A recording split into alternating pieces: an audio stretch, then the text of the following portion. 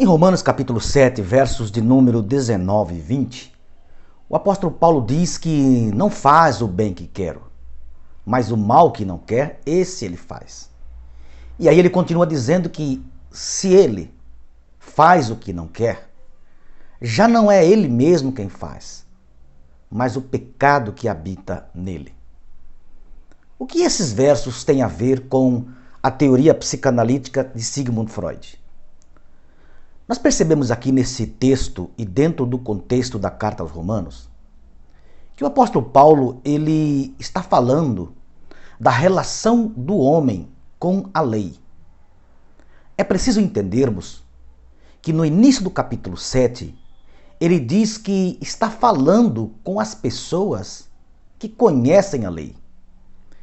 E ele então ilustra, mostrando que a relação do homem com a lei, nos versos de número 1 e 2, ele diz, olha, enquanto o homem vive, a mulher tem compromisso com ele.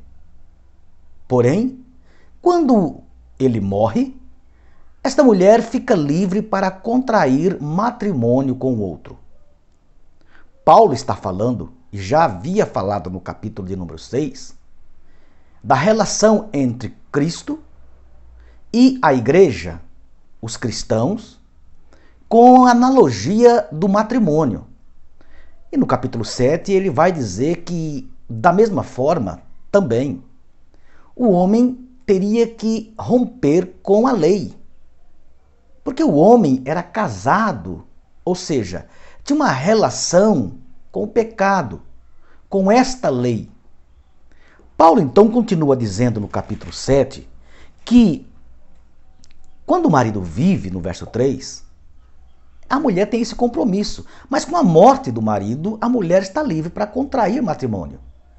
Aí no verso de número 4, o apóstolo diz assim, olha, assim vocês, meus irmãos, também estavam mortos para a lei pelo corpo de Cristo. Vocês também estão mortos para a lei pelo corpo de Cristo, para que sejais de outro ou daquele que ressuscitou. Então Paulo vai dizer o seguinte, vocês estão mortos. A tradução revista Almeida e atualizada diz assim, vós estáis relativamente mortos.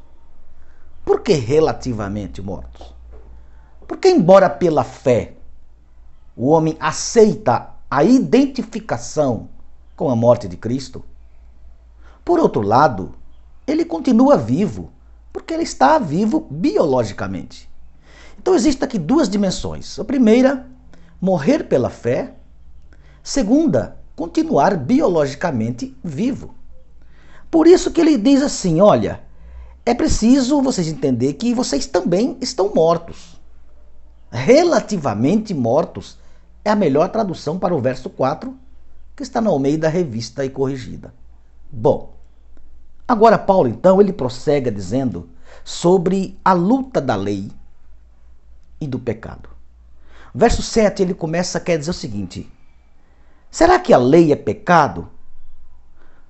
Porque ele vai dizer mais à frente que se não fosse a lei, ele não tinha conhecido o pecado. E aí ele vai dizer o seguinte, olha, porque eu não teria conhecido o pecado se a lei não dissesse não cobiçarás. Quer dizer, mas vindo a lei, ele diz, reviveu o pecado em mim.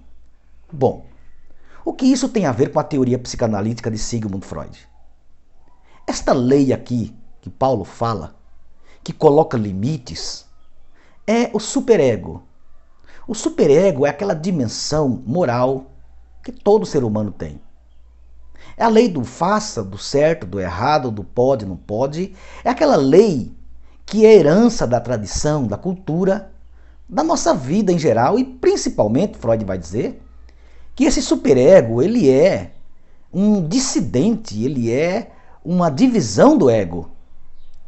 Então, Paulo vai dizer que há uma lei que, quanto mais ela diz não faça, mais o desejo é de fazer.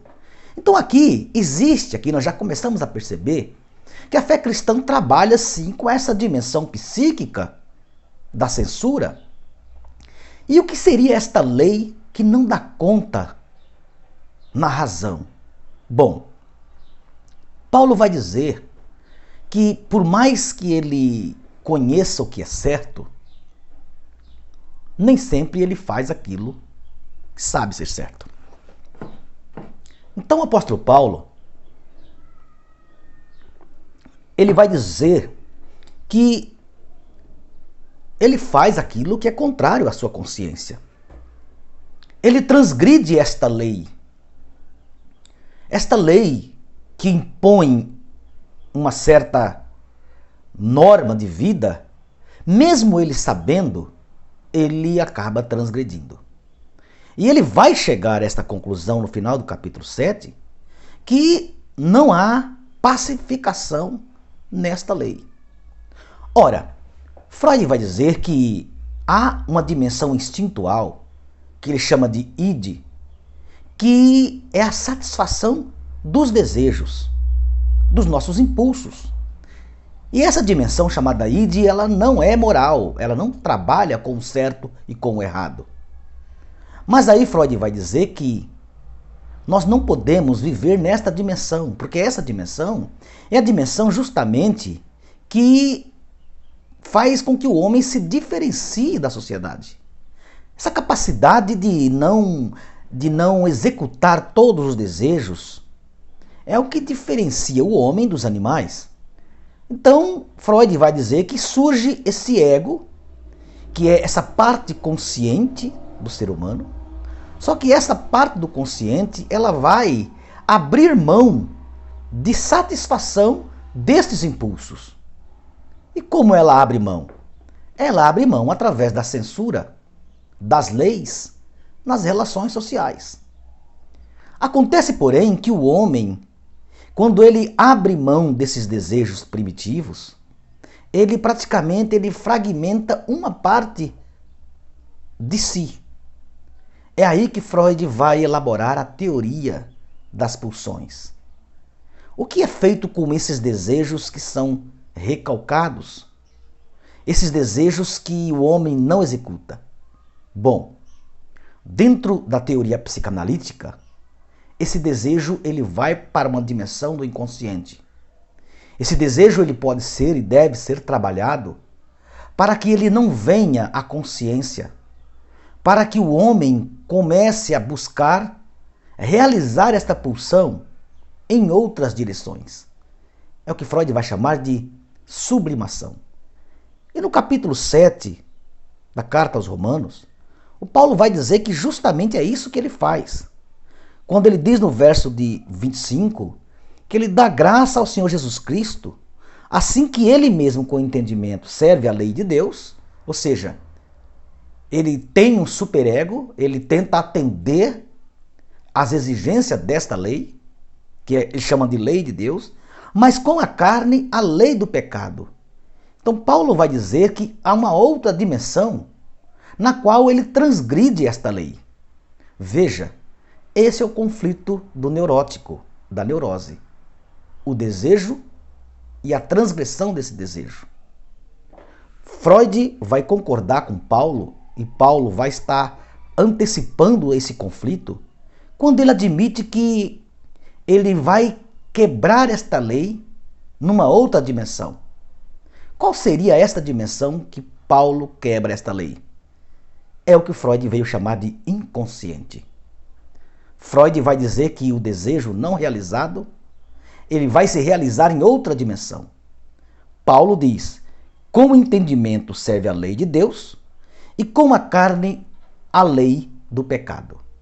Ou seja, ele reprime os seus desejos conscientemente, mas inconscientemente, quando ele diz, já não sou eu que faço, mas o pecado que habita em mim, Paulo está dizendo, eu obedeço à lei conscientemente, mas inconscientemente eu satisfaço os meus desejos.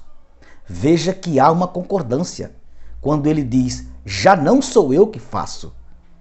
Poderíamos dizer, já não sou eu consciente que faz, mas o inconsciente que habita em mim. Vamos prosseguir esse estudo numa próxima oportunidade. Até lá!